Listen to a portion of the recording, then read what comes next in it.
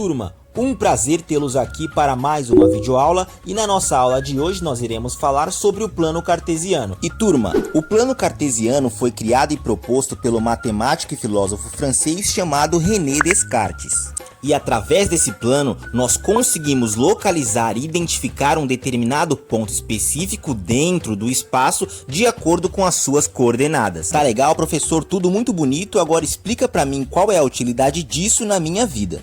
Galera, é graças ao plano cartesiano que hoje nós podemos usufruir do sistema de posicionamento global. Tá certo, talvez você não saiba o que é isso, só que na verdade você sabe, só que você conhece isso pelas suas siglas, que é o famoso e tão conhecido por todos nós, GPS. Graças ao GPS, hoje nós conseguimos nos localizar de forma muito precisa, e isso é muito útil quando, por exemplo, estamos fazendo uma viagem para um local distante ou quando nós queremos ir para um lugar que nós desconhecemos. Através do GPS, nós conseguimos nos localizar e também conseguimos chegar nesse determinado local de acordo ali com as coordenadas que o próprio GPS nos oferece. O GPS ele é baseado nesse plano cartesiano. Então, já que nós vimos a importância desse plano cartesiano, vamos aprender como ele funciona agora.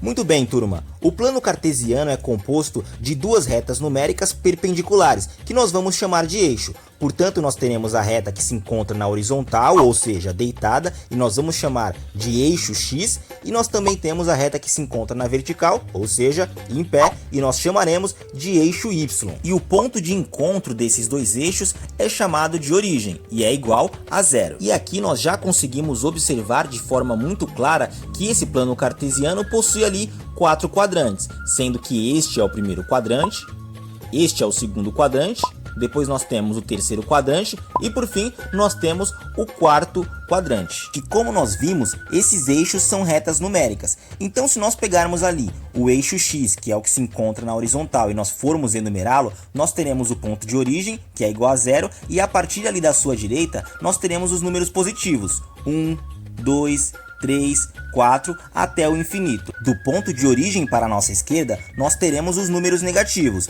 menos 1, menos 2, menos 3 e assim até o infinito. E a mesma coisa acontece com o nosso eixo Y, que se encontra na vertical. Do ponto de origem para cima, nós temos os números positivos e do ponto de origem para baixo, nós temos os números negativos. E turma, percebam que esse primeiro quadrante é o único quadrante que possui apenas números positivos. Os demais quadrantes vão possuir ou apenas números negativos ou números misturados, positivos e negativos. Muito bem, turma. Então nós vimos que através do plano cartesiano nós conseguimos localizar um ponto específico. Então se nós pegarmos este plano cartesiano e nós acrescentarmos neste local um ponto específico, nós podemos dizer que esse ponto se encontra localizado nas coordenadas 3 e 4. E isso porque, se nós observarmos o eixo X, nós veremos que esse ponto se encontra localizado na direção do número 3. E se nós observarmos o eixo Y, nós veremos que este mesmo ponto se encontra localizado na direção do número 4. Então nós podemos dizer que as coordenadas deste ponto são os números 3 e 4. E sempre que nós quisermos localizar um ponto específico dentro do plano cartesiano, nós precisamos primeiro localizá-lo no eixo X, no eixo da horizontal, e depois localizá-lo no eixo Y, que é o eixo que se encontra na vertical. E turma, as coordenadas também podem aparecer na forma de letras e números, como por exemplo na imagem que vocês estão vendo agora.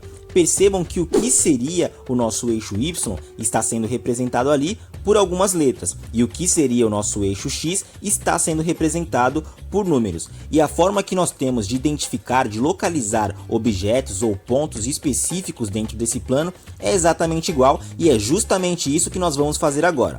Portanto, eu quero que vocês identifiquem junto comigo, localizem os objetos que se encontram nesse plano, começando pela bola.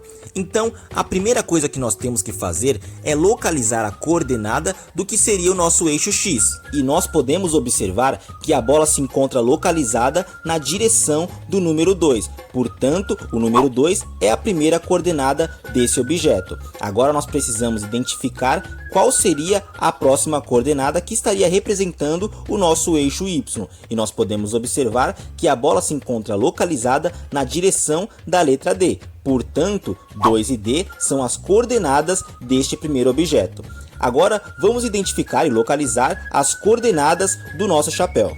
E nós podemos observar que o chapéu se encontra na direção do número 5, que é a sua primeira coordenada, e também se encontra posicionado na direção da letra C. Portanto, 5 e C são as coordenadas do chapéu. E se, por exemplo, eu pedisse para você colocar um triângulo nas coordenadas 4 e E, o que você deveria fazer é colocar esse triângulo na direção do número 4 e na direção da letra E. Portanto, esse triângulo ficaria exatamente nessa posição.